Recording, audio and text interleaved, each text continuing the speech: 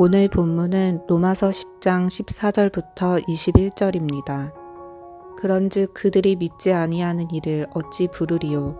듣지도 못한 이를 어찌 믿으리요? 전파하는 자가 없이 어찌 들으리요?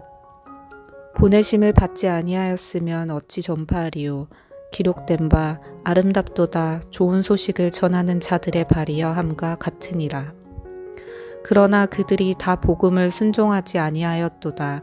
이사야가 이르되 주여 우리가 전한 것을 누가 믿었나이까 하였으니 그러므로 믿음은 들음에서 나며 들음은 그리스도의 말씀으로 말미암았느니라.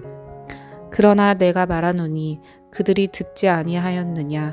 그렇지 아니하니 그 소리가 온 땅에 퍼졌고 그 말씀이 땅끝까지 이르렀도다 하였느니라. 그러나 내가 말하노니 이스라엘이 알지 못하였느냐?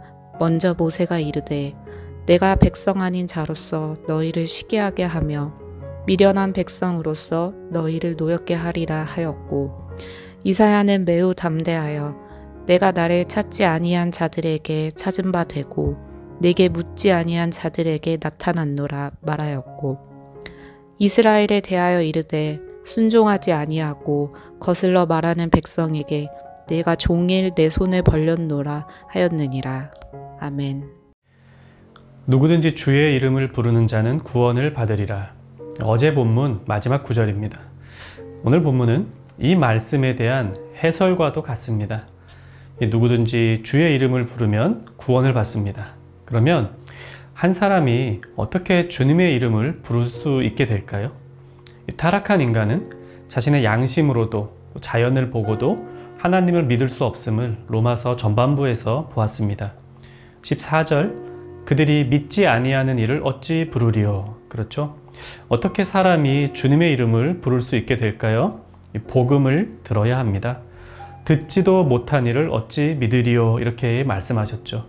복음을 들어야 그분을 믿고 그분의 이름을 불러 구원받을 수 있습니다. 그러면 이들이 듣기 위해서 필요한 것은 무엇일까요? 전파하는 자가 없이 어찌 들으리요? 누군가 다른 이가 그들에게 복음을 전해 주어야지 그들은 복음을 듣고 주님을 믿고 주님의 이름을 부를 수 있습니다. 그러면 이 전파하는 이들은 어떻게 그 일을 할 수 있게 되었을까요? 15절 보내심을 받지 아니하였으면 어찌 전파하리요? 그들은 하나님으로부터 보내심을 받습니다. 스스로의 양심을 보거나 눈을 들어 자연 만문을 보고 하나님을 찾는 이가 없듯이 하나님의 복음을 들고 스스로 나가는 사람도 없습니다. 하나님께서 은혜로 불러 구원받은 백성 삼아 주셨듯이 복음을 들고 나가 많은 이들에게 전하는 것도 오직 하나님의 은혜로만 가능합니다. 여기까지가 14절부터 17절 말씀입니다. 그리고 18절부터 마지막 21절까지 말씀을 통해 우리는 두 가지 사실을 생각해 볼 수 있습니다. 첫째로 하나님의 은혜로 복음을 증거하는 이들이 없다면 어느 누구도 복음을 듣지 못하게 될 것이라는 사실입니다. 그래서 하나님은 어느 시대, 어느 장소에서나 하나님의 복음을 전하는 이들을 세워주셨습니다. 항상 복음이 전해지도록 말입니다. 전에는 양심과 자연이 이 도구가 되었습니다. 그러나 그것으로 사람들이 하나님께 돌아오지 못한다는 사실은 분명해졌습니다.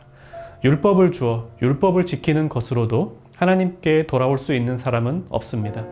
그래서 하나님은 그리스도의 복음을 우리와 같이 은혜를 입은 이들에게 전하도록 하십니다. 이 복음 전파는 온 세계에 퍼져야 합니다. 그것이 하나님의 뜻입니다. 마치 모든 사람이 양심이 있듯이, 모든 사람이 자연 만물을 볼 수 있듯이 모든 사람이 복음의 기쁜 소식을 들어야만 합니다. 둘째로 우리가 이 귀한 복음을 사람들에게 전할 때 우리 마음처럼 모든 사람이 복음을 받아들이는 것은 아닙니다. 양심을 통해 하나님을 찾지 못하거나 자연을 보고 하나님을 알지 못하거나 율법을 통해 하나님께 나아올 수 없었던 이유는 하나님께서 그릇된 방법을 주셨기 때문이 아닙니다. 인간이 그만큼 타락했기 때문입니다. 마찬가지입니다. 그리스도의 복음을 전해도 복음을 귀로 듣기만 하면 모든 이들이 저절로 구원을 받게 되는 것은 아닙니다. 21절 중반절을 새번역 성경으로 읽어드리겠습니다. 복종하지 않고 거역하는 백성에게 나는 온종일 내 손을 내밀었다. 하나님의 손도 거부하고 복종하지 않았던 이들이 우리가 전하는 복음에 완전하게 빨리 반응하게 될까요? 그렇지 않습니다. 그러니 복음을 전하면서도 우리는 엄청난 열매를 단기간에 얻을 것으로 기대할 수 없습니다. 가족과 친지, 친구와 이웃에게 복음을 전하다 실망했던 기억들 아마 가지고 계실 겁니다. 그것은 어찌 보면 당연한 일입니다. 놀라운 것은 하나님께서 사람들을 구원하시기 위해 한순간도 인간을 버리지 않으시고 계속하여 그분의 구원의 손길을 펼치셨다는 사실입니다. 갈라디아서 6장 9절 말씀이 우리에게 큰 위로를 줍니다. 우리가 선을 행하되 낙심하지 말지니 포기하지 아니하면 때가 이름에 거두리라. 누군가에게 복음을 전하고 계십니까? 잘하고 계십니다. 당장 눈앞에 보이는 열매가 없을지라도 계속 기도하며 성령님께서 나 같은 죄인도 불러주셨듯이 그 사람에게도 은혜 주시기를 간구하며 우리 이 귀한 복음을 전합시다. 함께 말씀을 생각하며 기도하겠습니다. 내가 복음을 전하지 않으면 복음을 들을 가능성이 없거나 적은 그런 이들이 없는지 돌아보고 바로 그들에게 복음을 전하게 하옵소서. 이 제목으로 기도하시고요. 또한 열매가 없어도 실망하지 않고 계속해서 복음을 전하며 성령의 은혜를 간구하는 그런 복음 전파자가 되게 하소서. 모든 열매가 그렇듯이 복음의 열매도 자라는 것이 눈에 띄지 않습니다. 하지만 어느 순간 돌아보면 추수할 만큼 풍성한 열매로 성장해 있는 것 보게 될 것입니다. 그것이 오늘이 될지 내일이 될지 우리는 알지 못합니다. 그래도 추수할 날을 기대하며 오늘도 사명을 다하는 귀한 청년 가족의 삶이 되기를 간절히 바랍니다.